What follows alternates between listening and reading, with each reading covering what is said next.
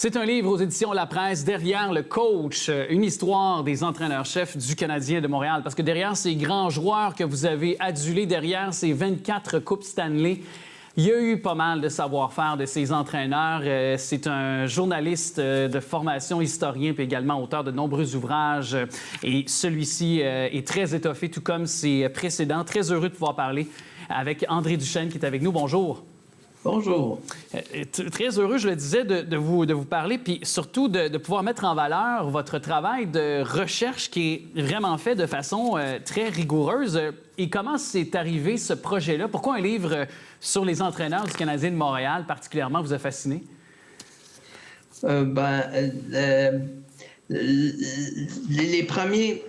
Les premières étincelles remontent à 2008 quand j'ai écrit le livre sur les 100 ans du Canadien. J'ai bien vu qu'il y avait des histoires d'entraîneurs qu'on connaissait moins.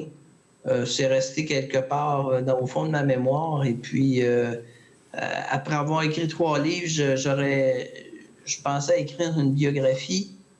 Bon, c'est pas arrivé, mais c'est comme... J'en ai écrit 32 petites.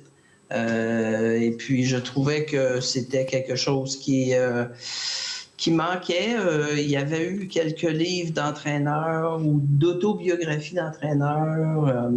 Mais vous savez, pendant que j'écrivais mon bouquin, les premiers mois, est sortie une première biographie de Toe Blake qui n'était jamais sortie avant. Il n'y avait jamais eu de biographie de Toe Blake avant janvier 2020. Une biographie en anglais. Et ensuite, en 2021, il y a eu une biographie en français.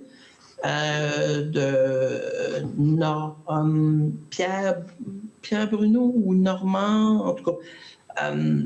Mais ça a été la première biographie en français, donc je trouvais que ça manquait.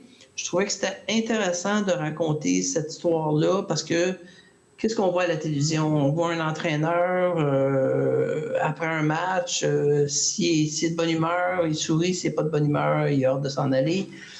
Puis c'est à peu près tout. On les voit au tournoi de golf.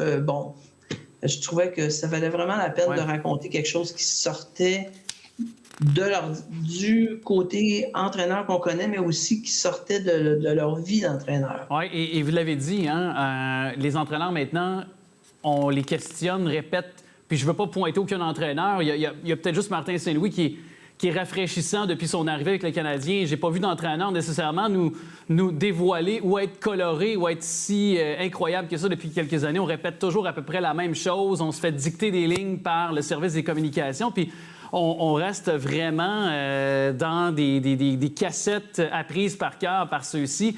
Alors, bien loin de la proximité que nos entraîneurs avaient à l'époque avec les partisans, avec les journalistes, avec les joueurs même aussi, on s'en rend compte à travers votre livre. Puis, il y en a de ces histoires qui m'ont peut-être plus fasciné que d'autres, mais ce qui est assez palpable aussi, c'est de voir à quel point aussi vous avez un travail puis on pourra l'aborder, quelques anecdotes, peut-être que j'ai le goût que vous nous racontiez, mais ce qu'on remarque aussi dans votre volume, c'est de voir à quel point le hockey a changé, a évolué et que les entraîneurs ont eu leur rapport là-dedans. C'est incroyable dans ces 100 dernières années dans le domaine du hockey.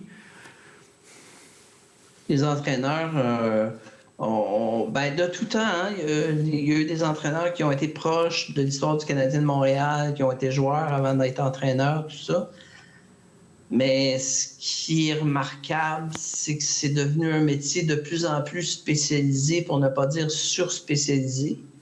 Et aujourd'hui, hein, il y a des entraîneurs, puis il y a des entraîneurs adjoints. Hein? Je veux dire, c'est comme au football, là. Je veux dire, il y a des entraîneurs pour toutes les dimensions du jeu. En tout cas, donc ça fait des gens qui sont passionnants à écouter parler quand on peut, là, mais... Bon, comme vous dites, des fois, c'est sûr que ça devient un peu... Des fois, c'est un peu cadré, tout ça, là. Donc, voilà, il fallait sortir de ces sentiers battus-là. Oui, effectivement. Et allons-y avec, justement, quelques entraîneurs qui auront, au 20e siècle, été de certaines des grandes épopées du Canadien de Montréal, de ces grandes équipes. On n'a qu'à penser à partir des années 40 où l'arrivée d'un premier joueur canadien-français, comme on l'appelait communément à l'époque, comme ça, Maurice Richard, qui a fasciné puis qui a engendré plusieurs joueurs de hockey, puis plusieurs jeunes qui se sont initiés au hockey. Mais il faut dire que Dick Irvin était l'entraîneur à l'époque du Canadien de Montréal. Et Racontez-nous cette anecdote, mais c'était un amateur de pigeons avec Frank Selke à l'époque, c'est ça? Et racontez-nous cette histoire dans un train à une certaine époque où il y a eu des pigeons qui se sont envolés partout. Oui, il faut que je donne le crédit à Jacques Beauchamp, qui a été journaliste longtemps au Journal de Montréal, et aussi à Marcel Desjardins, je crois son nom, qui a été journaliste à la presse, qui ont tous les deux, à leurs différentes époques, raconté cette histoire. Dick Irvin, avant d'être entraîneur du Canadien, a été entraîneur des Maple Leafs de Toronto, était proche de Frank Selke. Les deux aimaient beaucoup les oiseaux de compétition. C'était une passion. Ils allaient dans des fairs, en français, des espèces de foires d'oiseaux. Puis il en élevait, il y avait une ferme chez lui, il élevait des oiseaux, il est présenté dans des compétitions, tout ça. Bon, à un moment donné, ça leur est arrivé d'aller dans d'autres villes, d'acheter des oiseaux et de les ramener à Montréal, dans des cages, évidemment. Et un jour, il y a un joueur, pour des raisons X, Y, Z, qu'on ne saura probablement jamais, qui a eu envie de voir les oiseaux d'un peu plus proche. Et il a ouvert les cages dans le train qui ramenait l'équipe du Canadien à Montréal. Et là, les oiseaux sont partis dans le wagon, volant tout partout. Dick Irvin, enragé noir, qui... je ne sais pas, ce joueur-là, s'il a joué... s'il a joué longtemps. Il a-tu joué longtemps dans la Ligue nationale? C'est ça, après ça, ou s'est fait virer de l'équipe? Je ne sais pas, mais... Mais en tout cas, disons il paraît que c'était une anecdote assez cocasse. C'était une scène de film, hein? Ça aurait pu être très cinématographique comme scène. C'est peut-être ça qui a influencé Hitchcock, avec son fameux film avec les oiseaux. Je ne sais pas. C'est vrai que The Bird est arrivé dans les années 60, là, mais en fait, c'est une autre histoire. Oui. Non, je comprends. Mais, et un autre, et de façon plus contemporaine, un entraîneur qui aura marqué aussi par son talent de communicateur, autant les joueurs que de ses apparitions en tant que conférencier ou en tant, évidemment, que homme de hockey, Jacques Demers. Et on se rend compte à quel point l'affection qu'il avait de ses joueurs...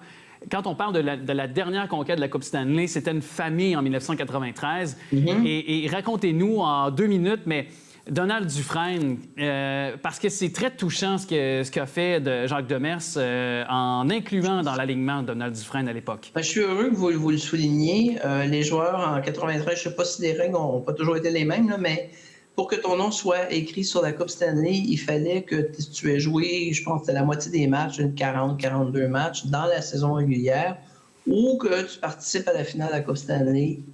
Dans le cas de Dufresne, c'était ni un ni l'autre. Il n'avait pas atteint ni un ni l'autre. Et là, c'était un joueur qui jouait en équipe. C'était quelqu'un qui écoutait la direction, qui faisait ce qu'on lui demandait, qui n'allait pas pleurer sur le calepin des médias après les matchs. Et puis, durant la conquête de la Coupe Stanley en 93 contre Los Angeles, après le 4e match à Los Angeles, Denis Savard, qui était blessé, mais qui jouait pour le Canadien, lui a dit « J'ai consigne de te dire que tu vas jouer au 5e match. » Et Donald Dufresne m'a raconté ça avec beaucoup d'émotion.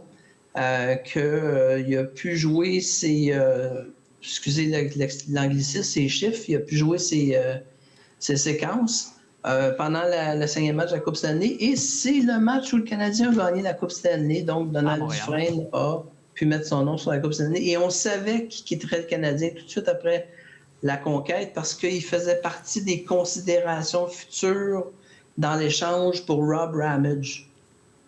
Donc, il est parti avec Tampa Bay, je crois, tout de suite, 2 jours après la conquête de la Coupe Stanley.